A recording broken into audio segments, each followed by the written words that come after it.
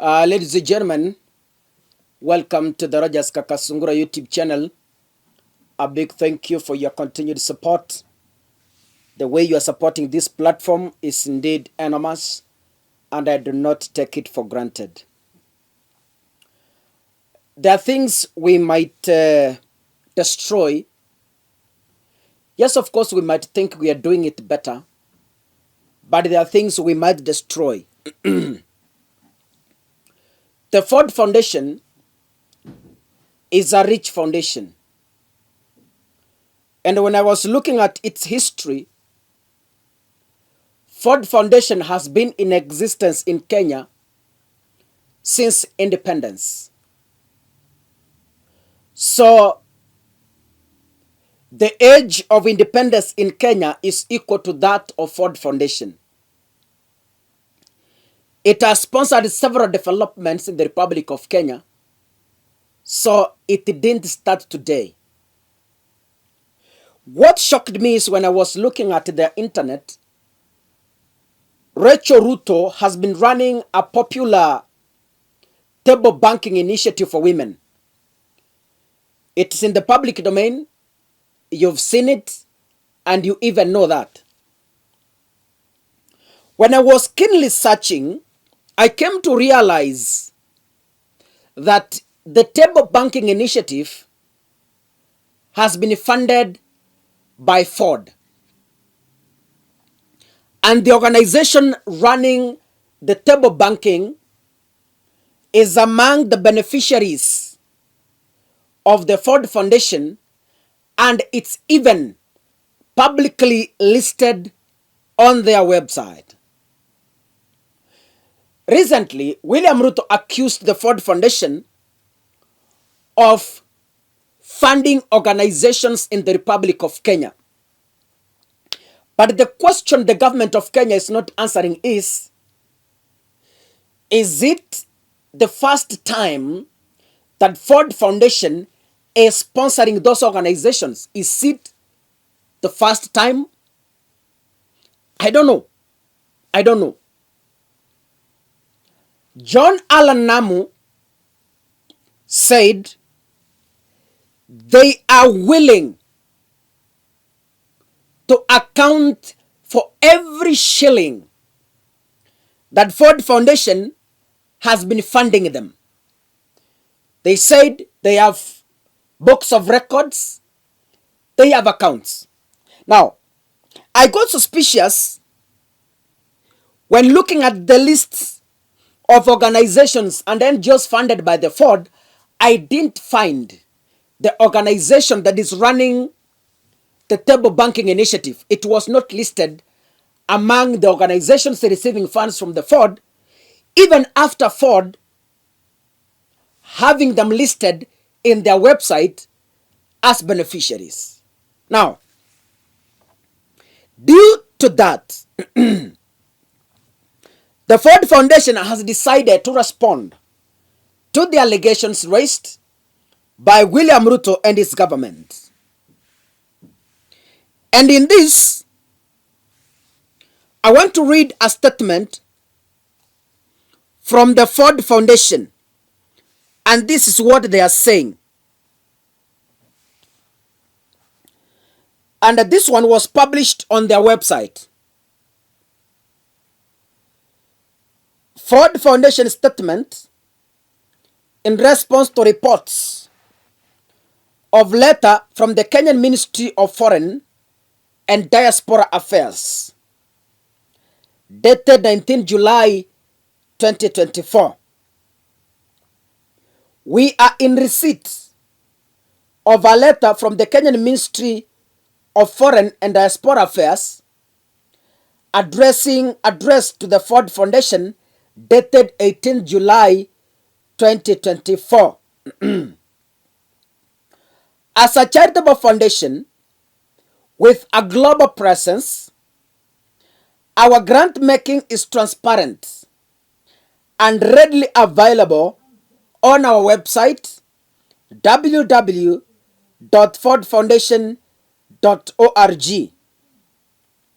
This includes a database showing where our funds go, as well as highlights from our rich history in East Africa and around the world.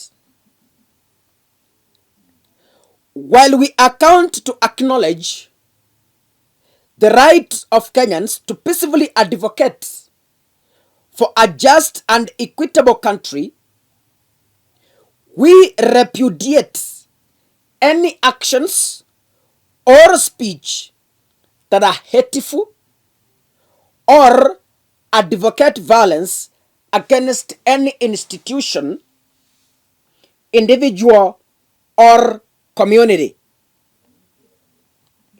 We remain ever committed to building on the legacy of the foundation is more than 60 years in the region, so that Kenyans can unlock opportunities that extend to all.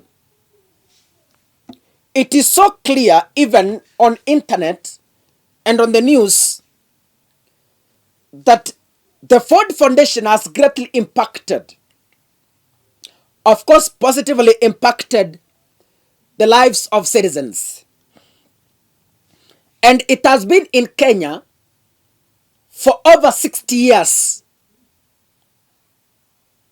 So the foundation is older than even William Ruto in Kenya. And I want to lay emphasis on paragraph 2 from their release, which says, as a charitable foundation with a global presence, our grant making is transparent and readily available on our website. This includes a database showing where our funds go, as well as highlights from our rich history in East Africa and around the world. The Ministry of Foreign Affairs had released a letter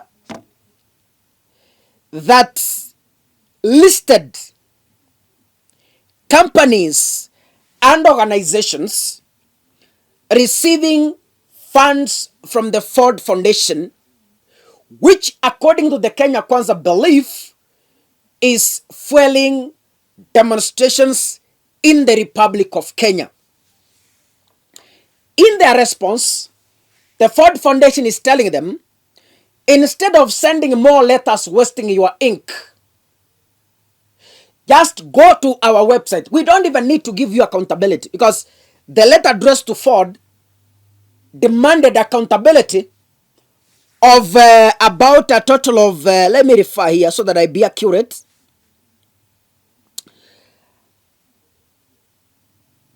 The letter from the Ministry of Foreign Affairs was seeking clarity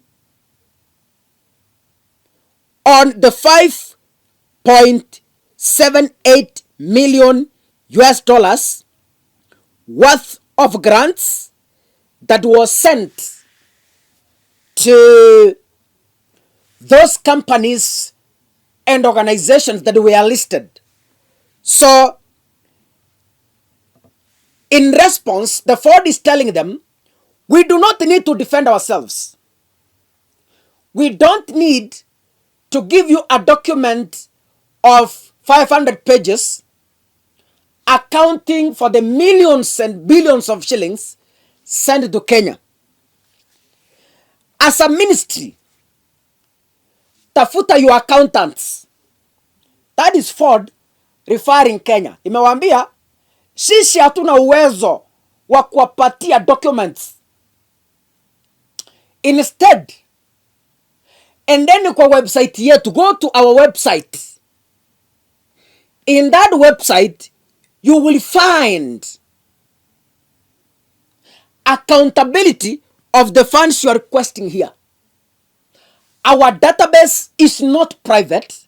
Our database is in the public domain and is on our website. And then pale tafuta. Mukisha kosa, then come back to us. We shall provide the missing details. I'm just asking a question to Kenyans.